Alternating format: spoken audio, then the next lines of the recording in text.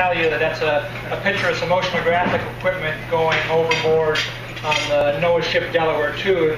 And one of the things that I do for NOAA is I oversee the oceanographic monitoring programs for the Northeast. And so we work from Cape Hatteras to the Scotian Shelf, Nova Scotia, and we sample from ships 6 times a year. So we have 15 to 20-day cruises 6 times a year. This happens to be in February.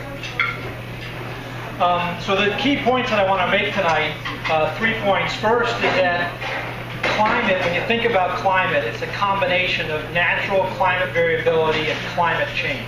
And the point is that they're both happening. And I'm going to show you some very limited data to that effect. The other thing is that climate is affecting our fisheries. Yes, fishing affects fisheries. There's overfishing, which I'm sure you've all heard about, but climate is also affecting fisheries. And then within any given region, climate change, climate variability is going to create winners, species that are going to do better with climate change, and it's going to create losers, species that are going to be harmed by climate change. So to talk of this idea about climate variability and climate change, I made this slide last night. This is the ocean temperature from Cape Hatteras to Nova Scotia in the summer. So it goes from 1850 to 2012, and the range is about 60 degrees to 67 degrees. So this is the average ocean temperature from North Carolina to Nova Scotia. And what you can see is that last point, red, the color indicates the temperature. 2012 was the warmest summer ocean temperature that we have observed since 1850. And so you can think about it, is this evidence for climate change? And the answer is no. That one event is not evidence of climate change. It's a combination of both climate variability and climate change. Someone needs those pancakes, so you better get them.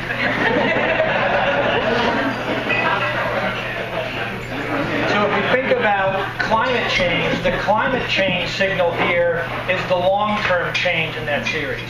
So this is the slow increase is what we can think of as climate change. Since 1850, we've had this slow increase in temperature. And then the variability is all the scatter around that long-term mean. So when we think about climate, it's 2 things, climate variability and climate change. And we can use some simple statistics, some mathematical analyses to try to describe this pattern in ocean temperature. And we can attribute about 18% of that pattern to climate change. And then about 82% of that pattern is natural climate variability. So when we think about this as being a very warm summer, it's a combination of both climate change and natural climate variability.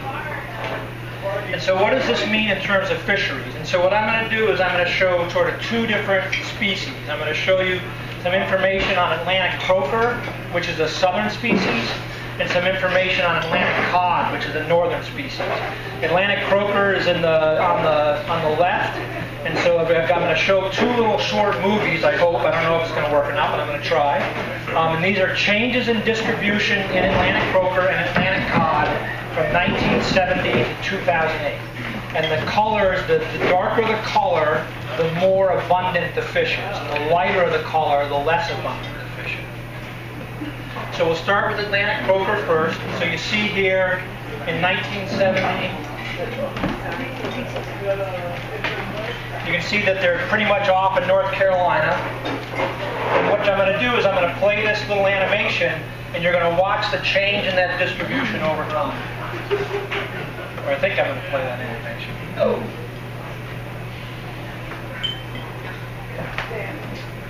Well, I'm not going to, so we'll just move on. That's okay. That's good. So Atlantic cod, I'm just going to go to the end here.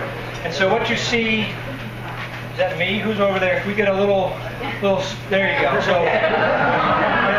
Atlantic croaker in 1970 is down off in North Carolina, and in 2008 it's all the way up to Long Island. That long-term, we won't need you to sit like that for very long. It'll just be another minute. No. So you can see that the Atlantic croaker distribution has changed over that 38 years. if we look at Atlantic cod, you can move back or over to the other side.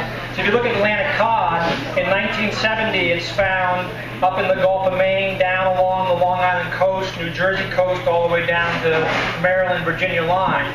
But then by 2008, it's pretty much restricted to north of Martha's Vineyard.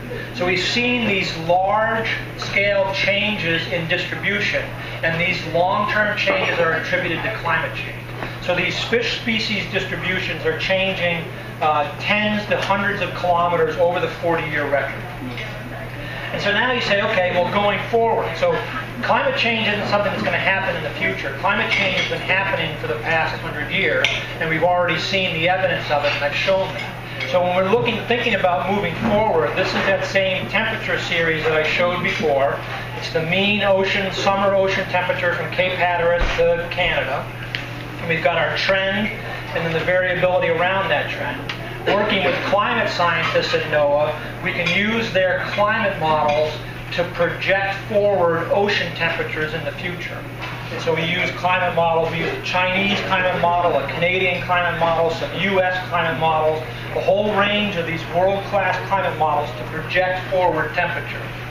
And so for our region, what we project is that for the period of 2020 to 2060, the temperatures on average in the ocean will be 1 degree warmer. That may not seem like a lot, but if you look at this graph, we're basically saying on average in the next couple of decades, we're going to be at the higher end of what we had observed from 1850 to the present.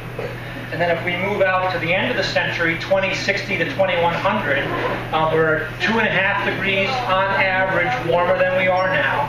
And you can see that that's up almost, the average conditions are about at the upper maximum of what we had experienced before.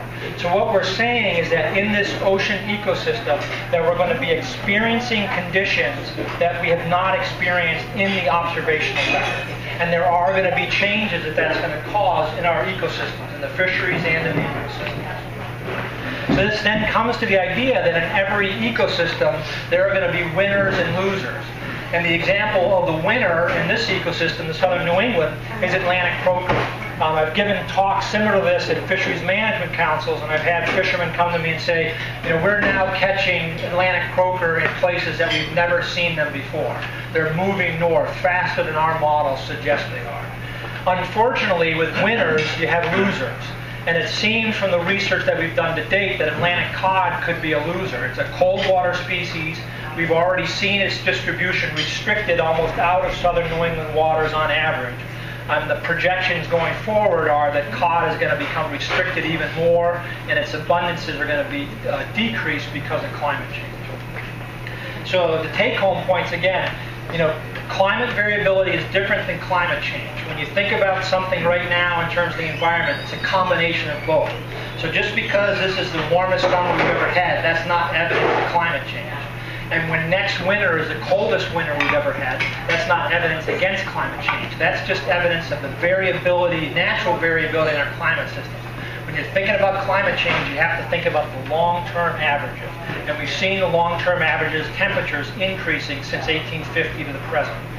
And then fisheries are affected by climate change. We have a 40-year data series. We see warm water fish moving north. We see cold water fish moving north. So we know that fisheries are affected by climate change. Yes, they're affected by fishing, but they're also affected by climate change. And then in every region, southern New England included, there's going to be winners and losers. I was told to sort of bring it back to our dinner here tonight. So the striped bass is a more southern species. The fish that we ate tonight is definitely a loser. But the species in general might be a winner as it's spreading northward. However, and this gets to John's talk earlier, is that what we haven't talked about is habitat. Striped bass uses estuaries to spawn.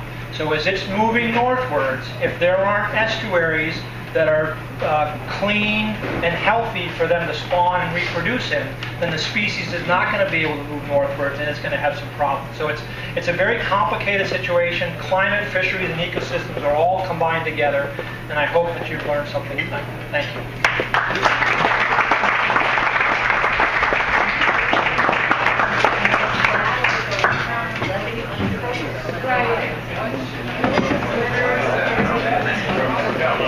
I think that's perfect.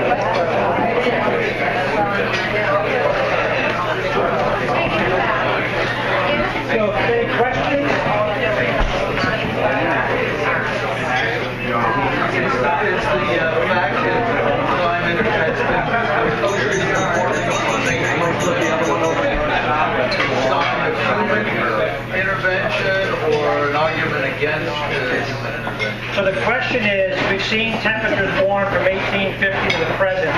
What's the cause of that? I'm not a climate scientist, but the data that I've seen to date suggests that it's human greenhouse gas emissions into the atmosphere. There's a report, the International Panel on Climate Change. It's an international body that reports on climate change. In their fourth assessment, the consensus of the whole body was that climate change is likely caused by humans. The next assessment, the fifth assessment, will be coming out in 2014, so that would be the place to go look to see if that opinion or consensus has changed.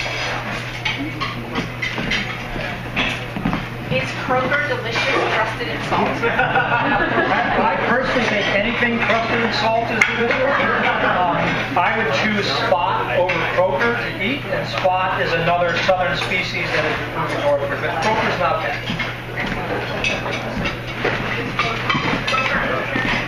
Yes. Actually, no. If it has scales, it's kosher. Is that correct?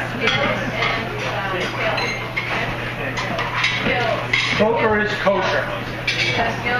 Yeah, kosher. Swordfish is kosher too. No, it's not. Yes, it is. Only the babies. Okay. Don't eat baby swordfish. That's not good.